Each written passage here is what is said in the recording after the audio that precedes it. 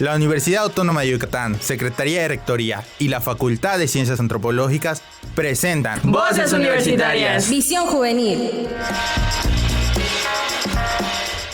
Hola, sean todos bienvenidos a un programa más de Voces Universitarias. Yo soy Abigail King y soy la conductora de este programa. Les invito a que nos sigan y estén al pendiente de todos los pormenores del programa a través de nuestras redes sociales. En Facebook nos encuentran como Voces Universitarias, en Instagram como @vocesuniversitarias.wadi y también tenemos un canal de YouTube en donde nos encuentran como Voces Universitarias Wadi. Estoy muy contenta en esta ocasión porque tenemos un tema muy importante, muy especial y estaremos platicando sobre la nueva escuela mexicana, un tema que es bastante interesante, bastante controversial en estos últimos días. Y para esto hemos invitado a una persona que tiene amplia experiencia en el campo educativo. Se encuentra con nosotros el doctor Freddy Javier Espada Sosa. Él es licenciado en Economía por la Universidad Autónoma de Yucatán, maestro en Ciencias Antropológicas por la Universidad Autónoma de Yucatán, doctor en Educación por la Universidad Pedagógica Nacional. Trabajó en el campo del indigenismo, así como también fue delegado estatal en Yucatán del Instituto Nacional Indigenista, actualmente Instituto Nacional de los Pueblos Indígenas, INPI. Fue profesor de las asignaturas Lógica Dialéctica,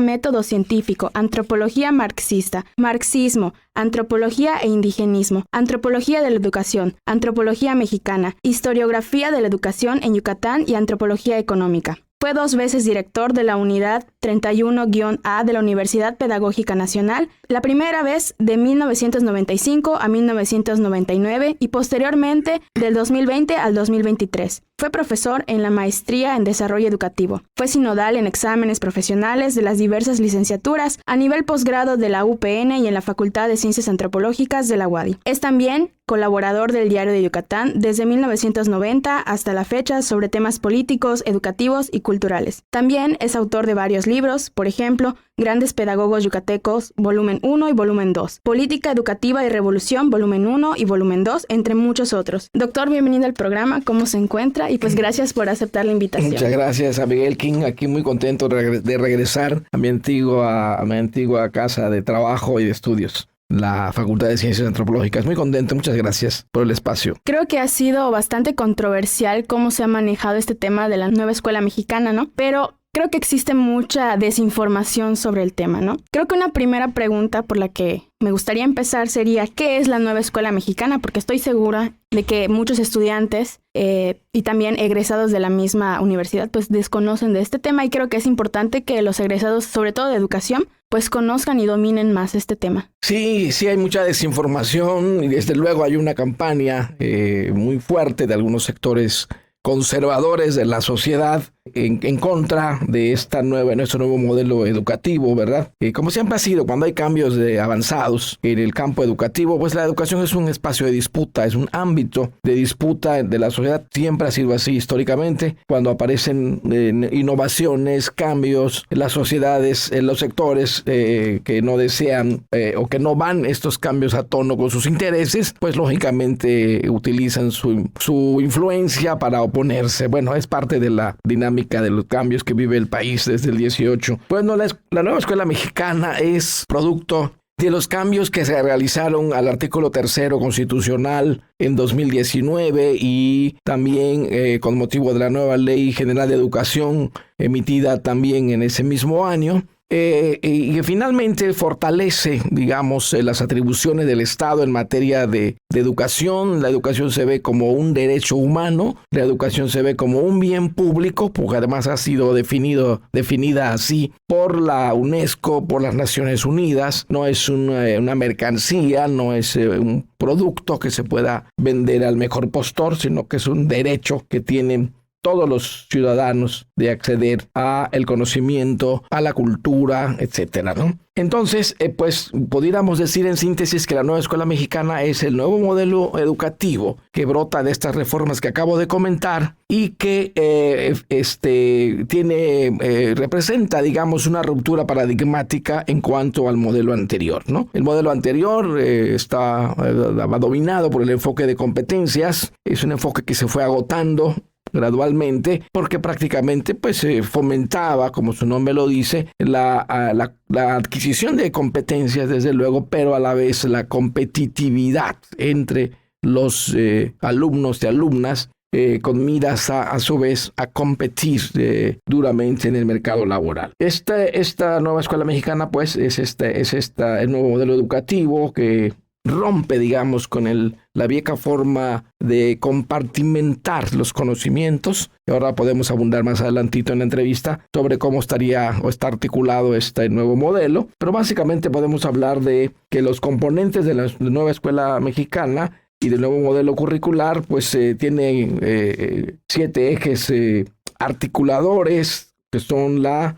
inclusión, el pensamiento científico, la educación estética, vida saludable, interculturalidad crítica, igualdad de género y fomento a la lectura y la escritura. Y a su vez, pues tiene 4 grandes campos formativos, como son saberes y pensamiento científico, ética, naturaleza y sociedad, de lo humano y lo comunitario, y lenguajes, ¿verdad? Que en los libros aparecen como lenguajes múltiples. Y para terminar esta parte de la pregunta, pues vemos que todo el esquema de la educación básica está articulado mediante 6 fases. La primera fase comprende toda la educación inicial, la segunda fase comprende la educación preescolar, la tercera fase comprende primero y segundo de primaria, la cuarta fase tercero y cuarto de primaria, la quinta fase quinto y sexto de primaria, y finalmente la fase sexta, todo el ciclo de secundaria. Digamos, a grandes trazos sería lo que es la nueva escuela mexicana. ¿Y qué necesidades existían para la creación de la nueva escuela mexicana? Porque usted nos hablaba de competencias que ya casi no, o sea, se fue agotando este método, ¿no? Sí. Y ahorita, bueno, aquí en la universidad trabajamos igual por equipos y demás, ¿no? Pero yo sí recuerdo mis años de la secundaria, de la primaria, donde sí eran por competencias, ¿no? Y formabas equipos y demás. Pero ¿qué necesidades existieron para esta nueva creación? Bueno, en la educación básica, pues empezó una de las características de la vieja escuela, digamos, incluyendo el enfoque de competencias, es un gran divorcio del proceso de enseñanza-aprendizaje respecto de la vida cotidiana o del mundo real de los niños. Vamos a hablar de los niños, porque no hablo de niños, ¿verdad? Es decir, se le atiborraba al niño de una serie de nociones, de conceptos abstractos, llámese historia, llámese ciencias naturales, llámese matemáticas, etcétera, ¿no?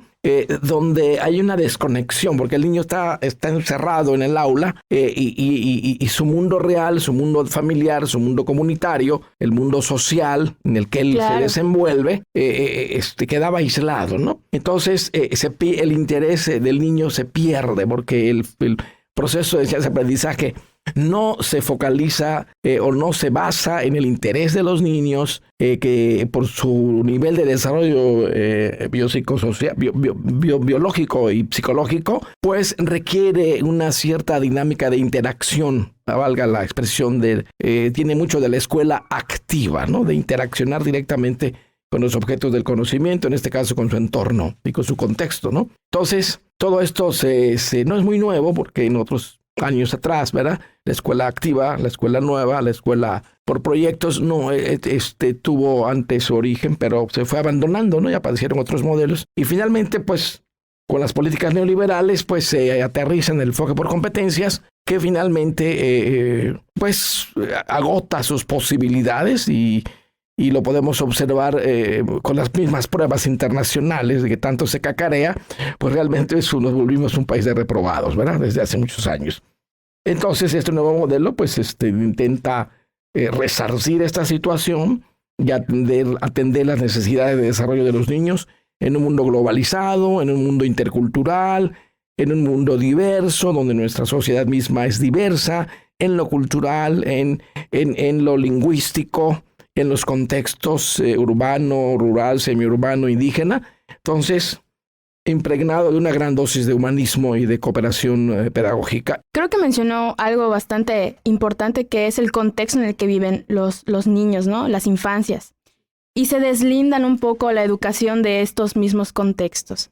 Yo leí el plan de la nueva escuela mexicana y ahí mencionaba la importancia entre la educación y el desarrollo social, pero también el contexto en el que viven los niños, ¿no? Es importante para los docentes entender el contexto, porque de repente creo que hay, o sea, yo no, desde luego no soy docente, pero he escuchado, ¿no? A varios amigos míos que ya son docentes, de repente las estrategias que vienen en los libros de textos no se adaptan a en las áreas a las que los mandan a desempeñar su labor, ¿no? Entonces se pierde un poco el sentido de lo que realmente se busca enseñar. Entonces creo que esto es importante, ¿no? ¿Por qué es tan importante esta relación entre la educación y el desarrollo social?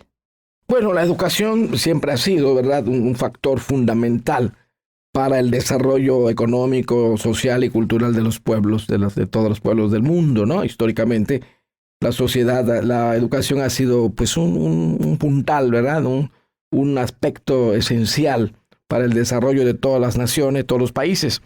En ese sentido, fortalecer la educación, especialmente la educación pública, incrementar los recursos que se canalizan desde el punto de vista presupuestal, mejorar la infraestructura de los planteles educativos, aumentar la capacitación y actualización del magisterio nacional, pues son tareas de altísima prioridad para el Estado mexicano y creo que es lo que se está atendiendo.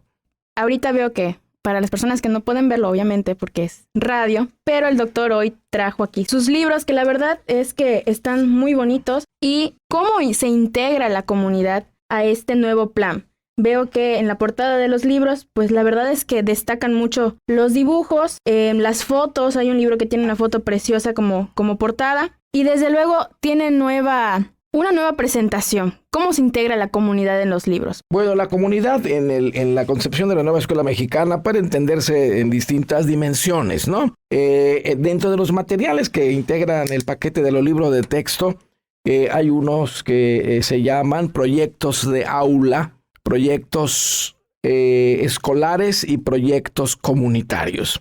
Entonces, pues proyectos de aula son como aventuras, como aventuras de aprendizaje. Por ejemplo, aquí tengo yo marcado como un proyecto de aula para el cuidado del agua, ¿no?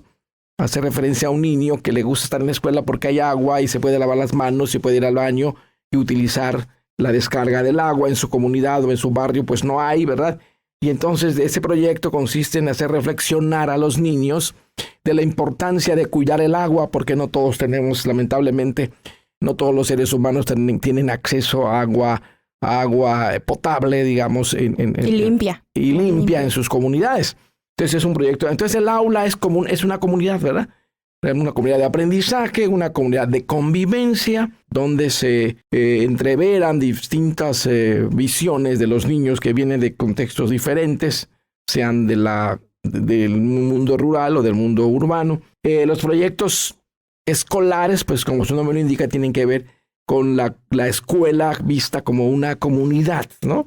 Donde también hay interacciones, el recreo, los eventos cívicos, donde interaccionan los niños y los maestros y los directivos, pues, hacen exposiciones de materiales. Es lo que se llama, digamos, ese nivel de la comunidad que es la escuela. Y más ampliamente, pues la comunidad puede referirse al pueblo del niño donde está la escuela, donde vive el niño, al pueblo, a un poblado, a una ciudad, a un barrio, ¿verdad? A un barrio donde el niño está inserto. También son las dimensiones de la comunidad. Entonces, de lo que se busca es que el niño no se desconecte, ¿no? En su proceso de aprendizaje, reflexione y valore la importancia de la convivencia respetuosa, de la convivencia armoniosa lo mejor posible en su contexto, ¿no? Tomando en cuenta aspectos de estos niveles de comunidad, donde de allá mismo pueden surgir aprendizajes derivados de su vida cotidiana, ¿no? Alguien, por ejemplo, explicaba, hablando un poquito de metodologías de aprendizaje, que en geografía, por ejemplo, cuando se dice que no está la geografía, que no está la historia, que no está es algo absolutamente falso, ¿no? En todos los libros de texto, aquí traigo que se llama Nuestros Saberes, donde se pasa, por ejemplo, de ciencias naturales, ¿no? Hablar del cuerpo humano, hablar del mundo del agua, sus estados físicos del agua, líquido, gaseoso, sólido, y se pasa a estudiar el cuerpo humano, se pasa luego a historia, a la geografía, a los ríos. O sea, se van tocando, ¿verdad? Distintos aspectos. Es lo que se llama la educación integral o transdisciplinaria, ¿no? Por eso es que es un nuevo enfoque paradigmático, ¿no? Entonces de repente el niño, si se quiere enseñar historia, pues que sale al barrio y dice, aquí hay un monumento a Morelos, ¿verdad? Bueno, ¿y quién puso el monumento? ¿Y por qué se llama la colonia Vicente Solís?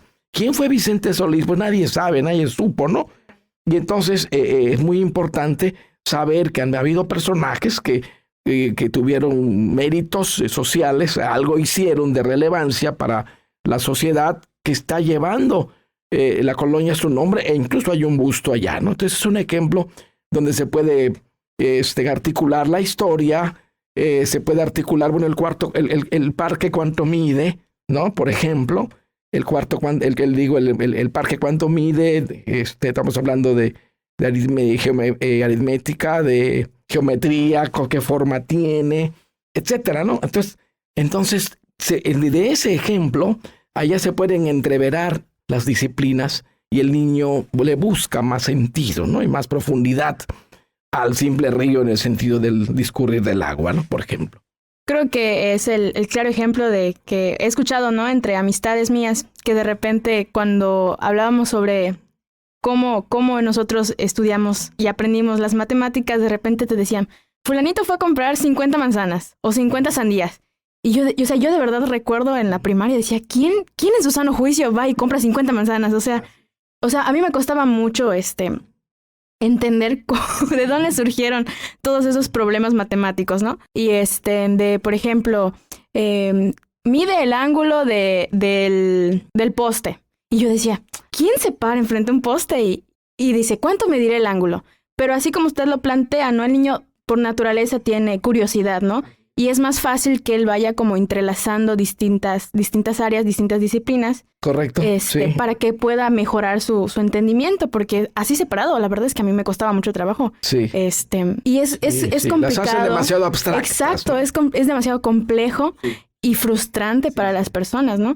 Y pues así como usted lo menciona, creo que es bonito, ¿no? Aprender distintas cosas de distintas maneras, ¿no? Y que sean amigables para las infancias. Totalmente correcto, de acuerdo. Y en este sentido, porque ya vi que, bueno, hace un momento comentaba que se integra la comunidad, la interculturalidad es muy importante en este plan de estudios, ¿no? Convivimos diversas personas en distintos contextos y de repente también se habla en este nuevo plan de la nueva escuela mexicana sobre la cultura de la paz y el respeto. Y de repente he escuchado conversaciones de amigos que ya tienen hijos, que de repente hay ciertas peleas entre los niños, ¿no? De que porque tú tienes cabello así, de que tú no sé qué. Entonces no hay un respeto, ¿no? Y no se les enseña a los niños y a las infancias eso.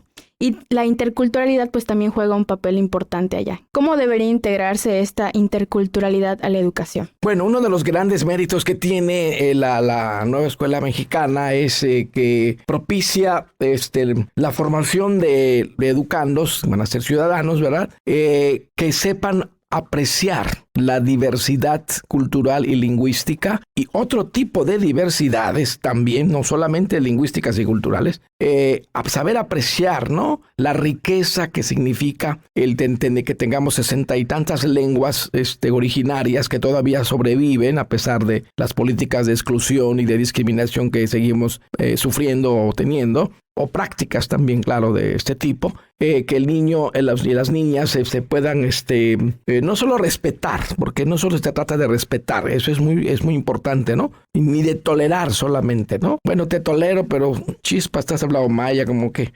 no. Habla español. Habla español, por favor, digo. Entonces, no solo es tolerar y respetar, sino apreciar, o sea, dar como valiosas esos elementos de la diversidad cultural y lingüística, ¿no?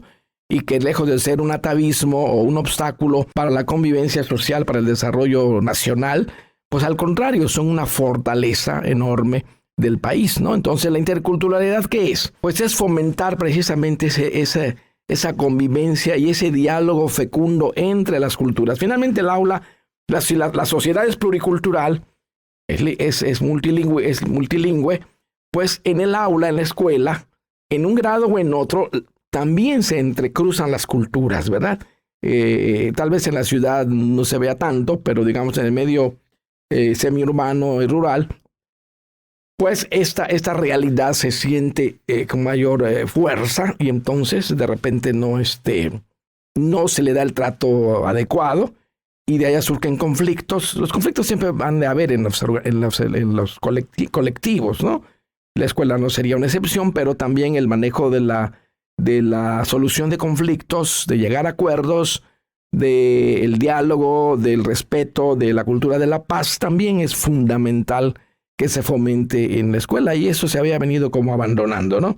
Entonces la interculturalidad finalmente está presente como un eje articulador de la nueva currícula en la nueva escuela mexicana, ¿no? Y bueno, hay otras diversidades que también están presentes y que ha causado una escandalera en los sectores conservadores de la sociedad, ¿verdad? Que están parapetados en los medios de comunicación muy poderosos todavía. Por ejemplo, la diversidad sexual, ¿no? La diversidad sexual es algo que les escandaliza porque, según esto, va contra las creencias religiosas y contra lo que dicta Dios. Pero la educación pública no puede estar sometida ni pautada por las creencias religiosas, ¿no? Por los dogmas religiosos. Eso se respeta en cada ámbito privado de la familia, pero no puede, condicionar los contenidos curriculares, ¿no? Entonces, cuando se habla de diversidad de las familias, por ejemplo, pues es que la realidad así es, ¿no? O sea, esa vieja idea del modelo único de la familia, ¿no? O sea, mamá, papá, hijo, hija, o sea, Jesús, María y José casi, ¿no? En el dogma religioso, pues se ha roto, ¿no? Porque la realidad es más compleja. Hay diversidad de familias. Hay mamás solteras, son familia, una familia. Hay papás solteros, son una familia. Hay parejas del mismo sexo que conviven, son una familia. Hay abuelos con los nietos, son una familia, no tienen papás los niños. Entonces, esa cerrazón no tiene sentido de parte de los sectores conservadores. Es un ejemplo de que también eso cae dentro de la interculturalidad, ¿no?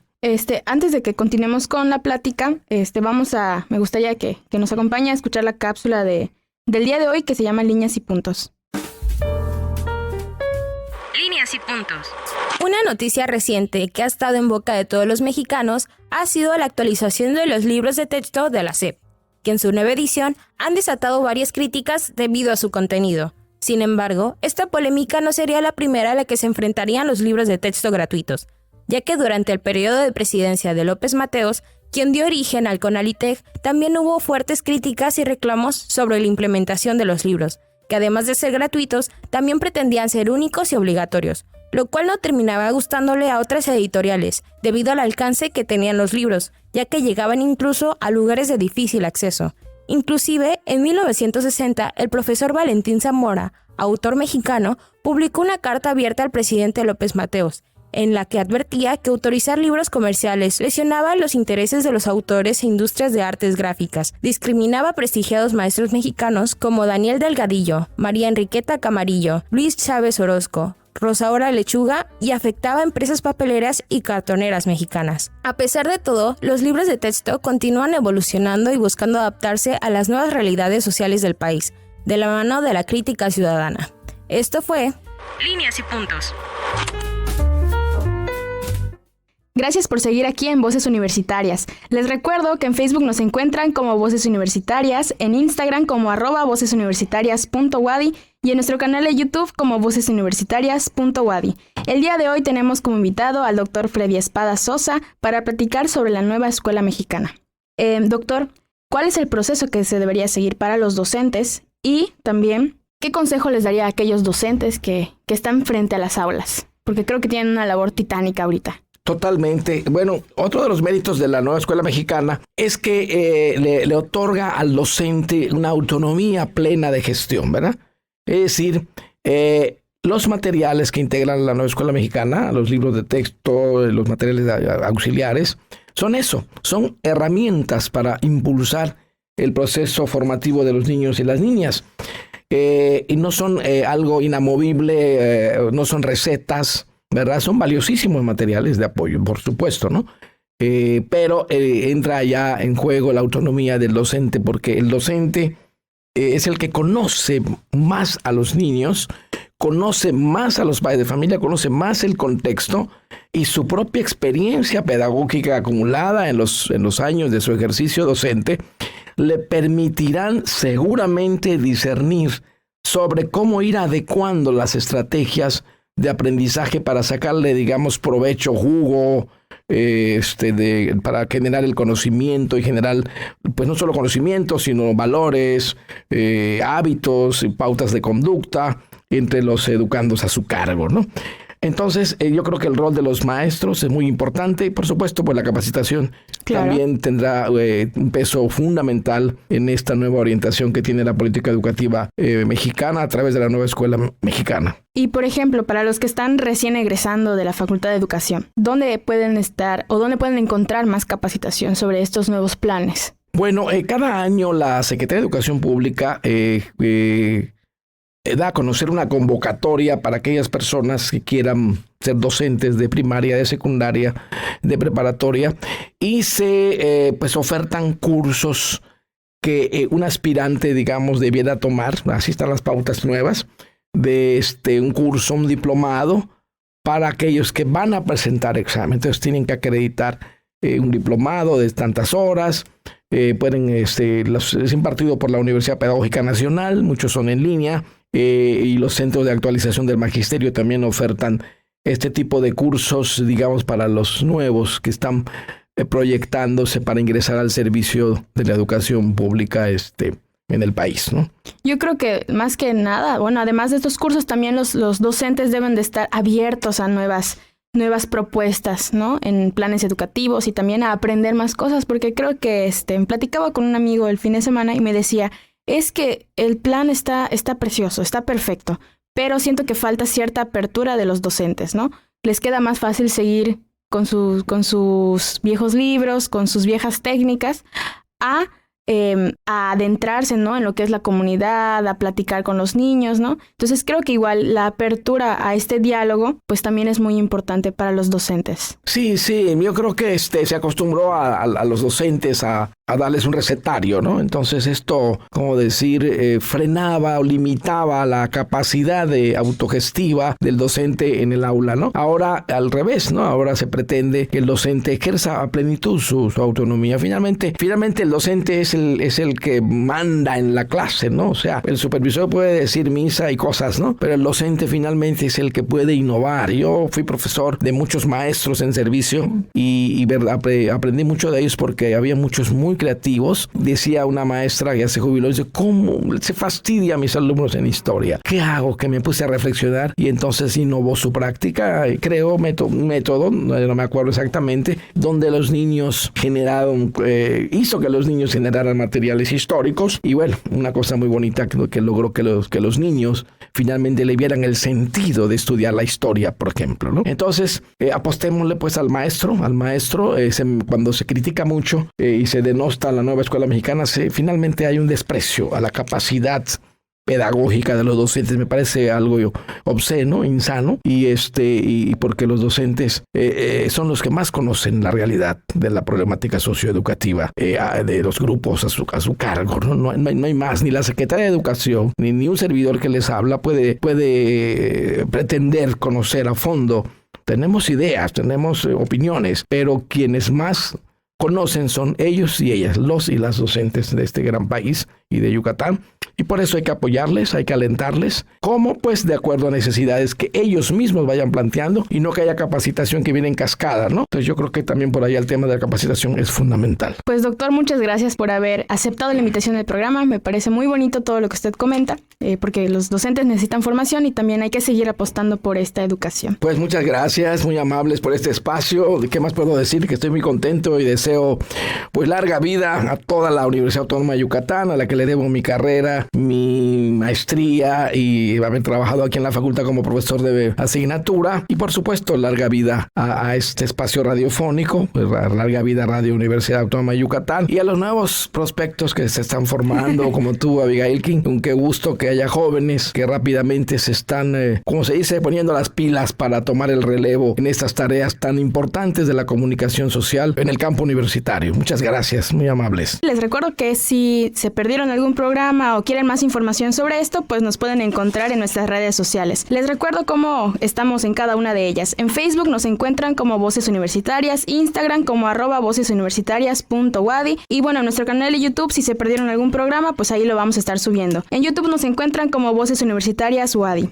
No olviden sintonizarnos en el siguiente capítulo a través de las frecuencias 103.9 FM, 1120 AM y en Tizimín a través del 94.5 FM. Mi nombre es Abigail King y nos vemos en el siguiente programa. Muchas gracias y hasta la próxima. La Universidad Autónoma de Yucatán, Secretaría de Rectoría y la Facultad de Ciencias Antropológicas presentó Voces Universitarias. Visión Juvenil. Conductora Abigail King. Dirección General Felipe Cobo. Dirección de Producción Gloria Pérez. Edición Coraima Sierra, Armando Santos y Lucero Zurita.